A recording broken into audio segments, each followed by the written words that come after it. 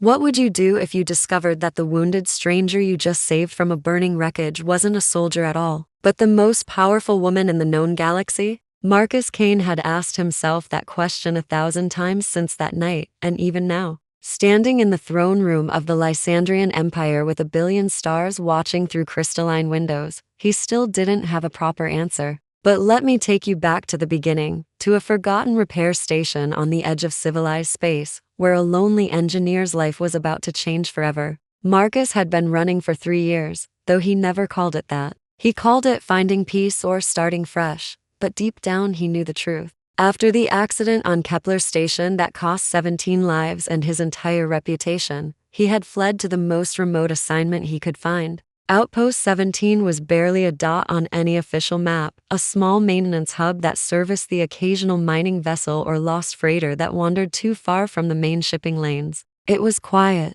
it was lonely, and Marcus had convinced himself that was exactly what he deserved. The night everything changed started like any other. He was elbow deep in a malfunctioning water recycler, cursing at a corroded valve that refused to cooperate, when the proximity alarm screamed to life. His heart lurched as he scrambled to the observation deck, wiping grease from his hands onto his worn jumpsuit. Through the reinforced windows, he saw it immediately, a streak of fire cutting through the darkness, a small craft tumbling end over end, trailing smoke and debris. No, no, no, Marcus muttered, already running for the emergency airlock. His mind raced through calculations. Trajectory, velocity, impact point. The craft would hit the station's landing platform, but at that angle and speed, there wouldn't be much left to salvage, unless someone slowed it down. Without thinking, he activated the station's emergency tractor beam, a system he'd repaired 6 months ago and never expected to use.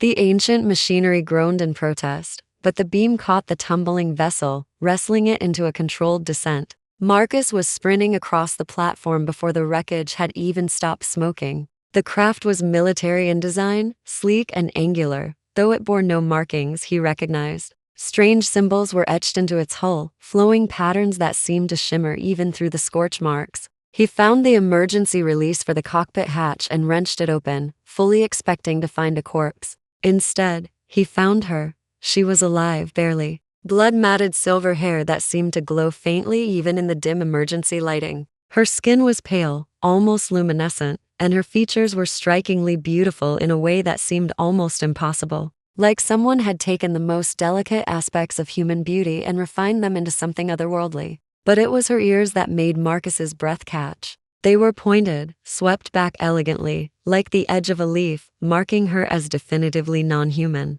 She wore tactical armor that had seen better days, charred and dented from whatever battle she had fled. Her eyes fluttered open as he reached for her, and Marcus found himself staring into irises the color of molten gold. She grabbed his wrist with surprising strength for someone so injured. The others, she gasped. Did any others make it? Marcus glanced at the wreckage. There was barely enough room in that cockpit for one person. You're alone, he said gently. There's no one else. Something flickered across her face. Pain, grief, acceptance, all compressed into a single moment before she masked it with the discipline of a trained soldier. Then I am the last, she whispered. I am all that remains. Marcus didn't know what that meant, and he didn't have time to ask. She was losing blood fast from a wound in her side, and her breathing was becoming shallow. He lifted her carefully, surprised at how light she was despite the armor, and carried her inside. The next few hours were a blur of emergency medical procedures and desperate improvisation.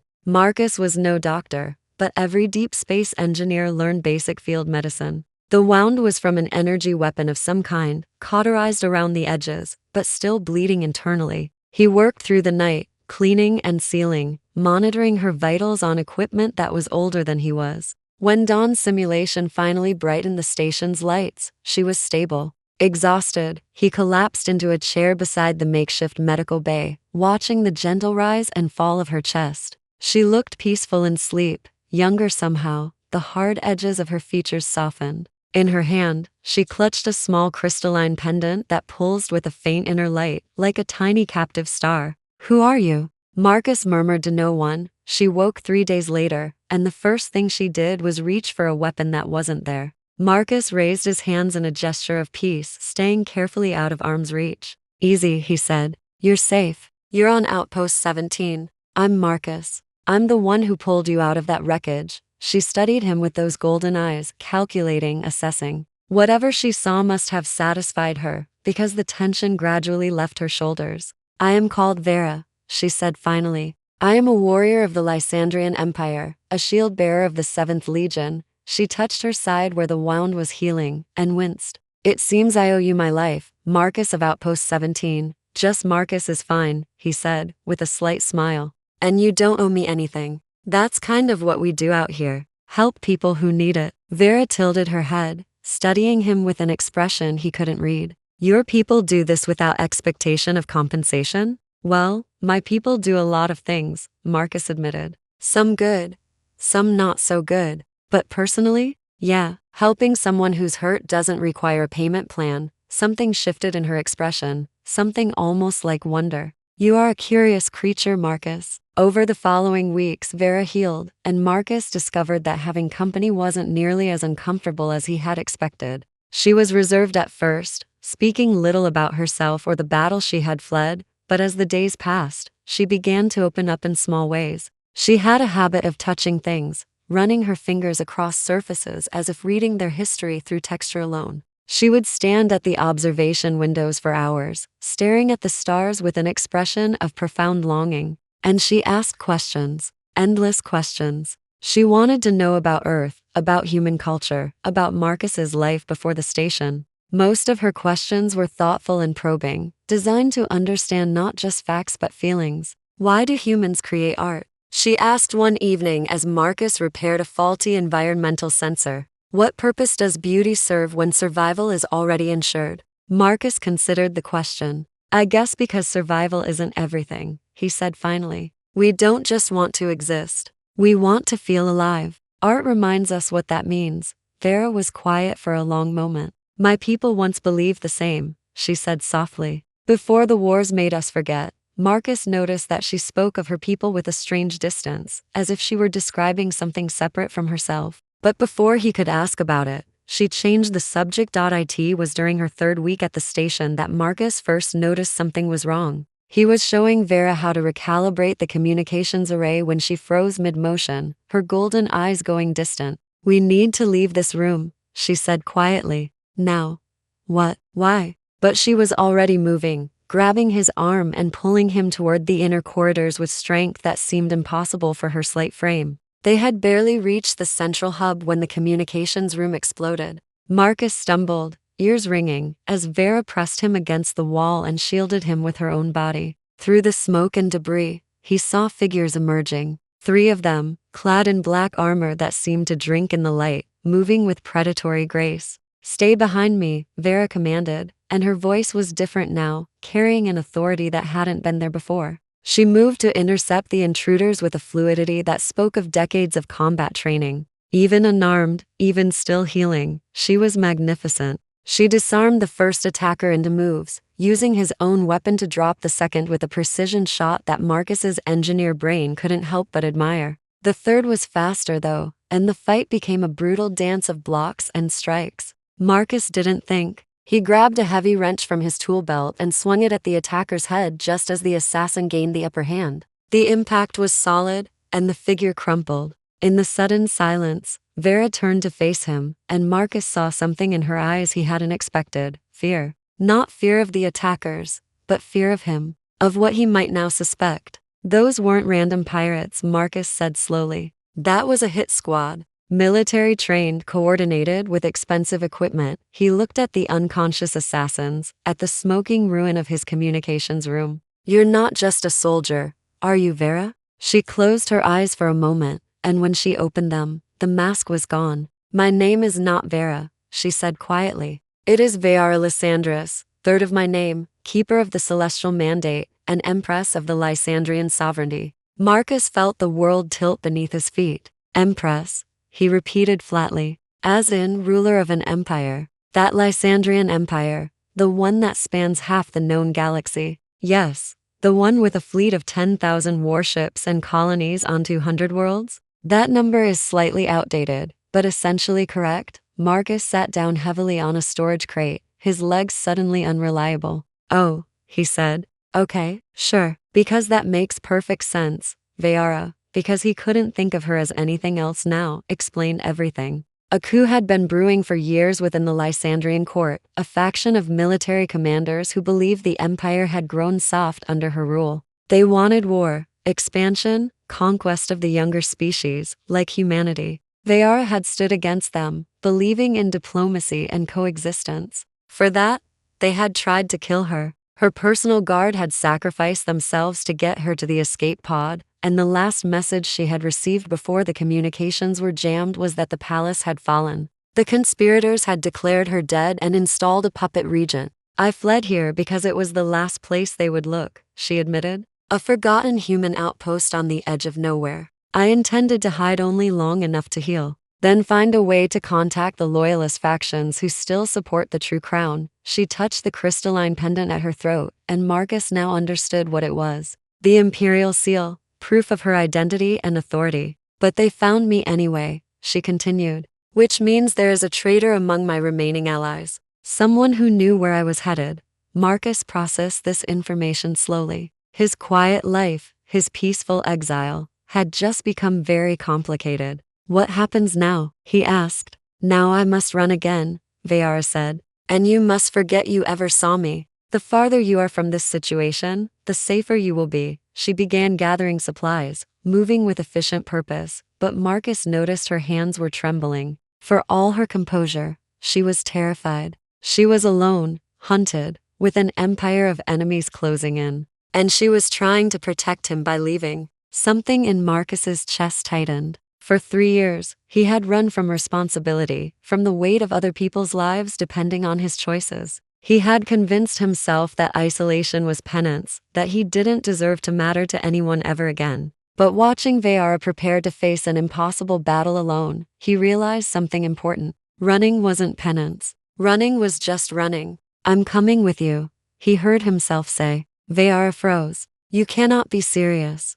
I'm an engineer. One of the best actually, before everything went wrong. You need to get a message to your loyalists, but your communications are compromised. I can build you a system they can't trace or intercept. He stood up, surprised by the steadiness in his own voice. Besides, you saved my life when that assassin got the upper hand. I figure I owe you.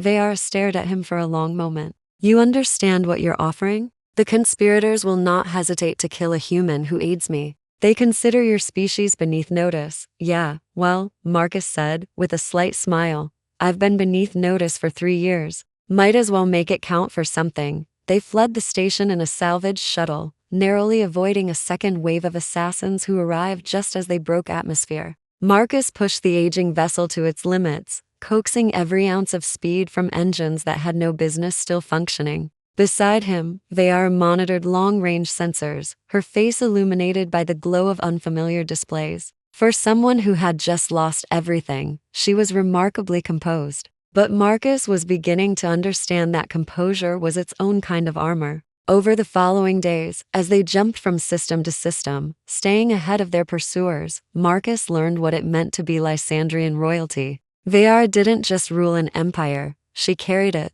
Every decision she made was weighed against the lives of billions. Every moment of rest was stolen from some greater duty. She hadn't slept more than 4 hours a night since she was 12 years old. The crown is not a privilege, she told him one night as they drifted in the shadow of a gas giant, hiding from a patrol. It is a burden, a promise to every soul under your protection that you will put their needs before your own. Always. Marcus understood burden. He understood the weight of lives lost because of choices he had made. The accident on Kepler Station, he said quietly. 17 people died because I made a calculation error. I missed a decimal point in a pressure variance report, and people burned because of it. Veyara listened without judgment as he told her the whole story. The investigation, the blame, the quiet blacklisting that followed. How he had run to the edge of space because he couldn't face the families of the dead. Do you still make calculation errors? She asked, when he finished. What? No, I've triple-checked everything since then. I'll never miss something like that again. Then their deaths taught you something, Veyara said. Their sacrifice made you better. That is not something to run from, Marcus. That is something to honor by being the best version of yourself. It was the first time in 3 years that anyone had suggested his mistake didn't define him. That growth was possible, even from tragedy. Marcus didn't know what to say, so he said nothing. But something shifted between them in that moment. A wall came down. The loyalists they eventually contacted were suspicious at first, unwilling to believe their empress had survived. But Veara had protocols in place, codes known only to the inner circle, and eventually a meeting was arranged. They rendezvoused with a hidden fleet in the Anthrax Nebula, a swirling mass of color and light that Marcus found breathtaking despite the circumstances. The Loyalist commanders were not what Marcus expected. They were older, weathered by decades of service, and they looked at their empress with a mixture of relief and concern. "Your Radiance," the fleet admiral said, using a title that made Marcus realize just how far out of his depth he was. "We feared you lost."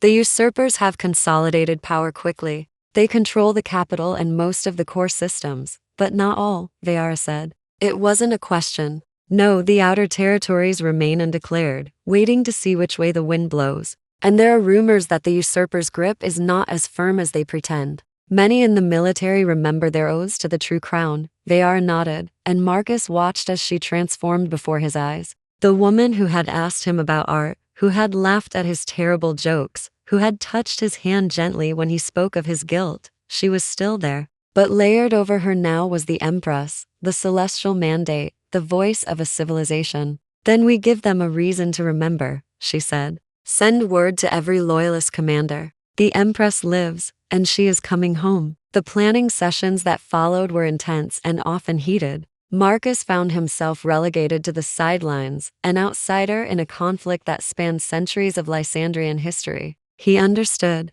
This was beyond him. But Veara found him anyway, late in the ship's night cycle, when the corridors were quiet. "You seem lost," she said, settling beside him at an observation window. "I was just thinking that I don't really belong here," he admitted. "This is your fight, your people. I'm just a human engineer who happened to be in the right place at the right time." Veara was quiet for a moment, and when she spoke, her voice was soft. "Do you know why I kept the truth from you as long as I did? It was not merely for safety. It was because you treated me as a person, not as a title. You argued with me about the proper way to recalibrate a plasma conduit. You told me my taste in food was questionable. You made me laugh when I had forgotten what laughter felt like." She turned to face him, and in the starlight, her eyes were luminous. "I have been Empress since I was 17 years old. In all that time, you are the first person who saw me, just me. That is worth more than you know." Marcus felt his heart doing something complicated.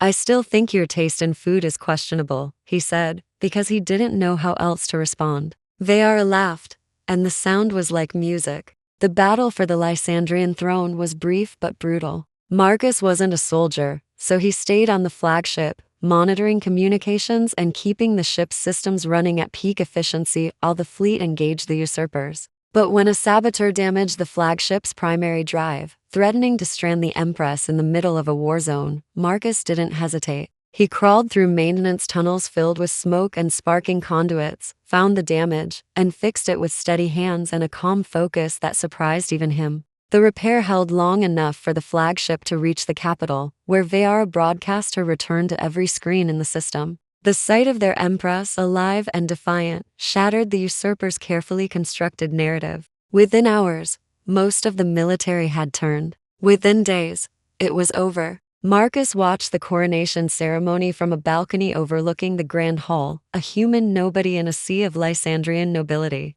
Veara stood at the center of it all, resplendent in ceremonial robes that made her look like a goddess of starlight. When the crown of stars was placed upon her brow, a constellation of light bloomed across her skin, the mark of the true ruler that could not be faked or stolen. She was magnificent. She was unreachable. And when the ceremony ended and the crowd began to disperse, Marcus slipped away toward the spaceport. He had a shuttle waiting, a ticket back to human space, a chance to start over somewhere new. He was not part of this world, no matter how much he wished otherwise. He had almost reached the hangar when he heard her voice. "Running again, Marcus Kane?" He turned to find Veara standing there, still in her coronation robes, looking distinctly out of place in the industrial corridor. Two bodyguards hovered at a respectful distance, clearly uncomfortable with their Empress being anywhere near a dirty spaceport. I figured you'd be busy, Marcus said. Lots of Empress stuff to do. Ruling a galaxy, overseeing reconstruction, attending fancy dinners. All true, Veyara admitted. And yet here I am, chasing a stubborn human through maintenance corridors. She stepped closer, and Marcus was suddenly very aware of how small the distance between them was. I came to offer you a position, she said. Chief Engineer of the Imperial Fleet. It is a role of significant responsibility and I am told, very good benefits. Marcus stared at her. You want me to work for you? No, Veyara said, and her voice was soft now, stripped of formality. I want you to stay with me. The job is merely an excuse. She reached out and took his hand, her fingers cool against his skin. You told me once that humans create art because survival is not everything. That you want to feel alive. She met his eyes, and the golden depths were filled with something fragile and hopeful. You make me feel alive, Marcus. For the first time in years. Please, do not go. Marcus looked at her hand in his, at the Empress, who had become his friend, who had seen his worst moments and helped him believe he could be better. He thought about running, about the safety of solitude, about the walls he had built so carefully around his heart. Then he thought about the sound of her laughter, about the way she tilted her head when she was curious, about the quiet strength that carried the weight of an empire without complaint. Your taste in food is still terrible, he said finally. Veyara's smile was like sunrise. I believe that is a matter for ongoing negotiation. The quotable line, the moment that would be repeated across human and Lysandrian space for generations to come, happened later that night. At the celebration feast, when a noble asked Marcus how a simple human engineer had earned a place at the Empress's side, Veyara answered before he could speak. He saw me when no one else would, she said simply. And sometimes that is enough to change everything. Marcus stayed. He built things and fixed things and argued with Veyara about plasma conduits and food and the proper way to organize a star chart. He became an unlikely bridge between two civilizations, a symbol of the cooperation the Empress championed. And late at night, in quiet moments stolen between duties, they stood together at observation windows and watched the stars. Two souls who had found each other against all odds, held together by something stronger than titles or species or the vast emptiness of space. The empire thrived, the peace held, and somewhere in the grand palace of the Lysandrian Sovereignty, an engineer who had once believed he deserved nothing finally learned to believe he might deserve something after all. Love perhaps, purpose certainly, and a future written not in guilt, but in hope.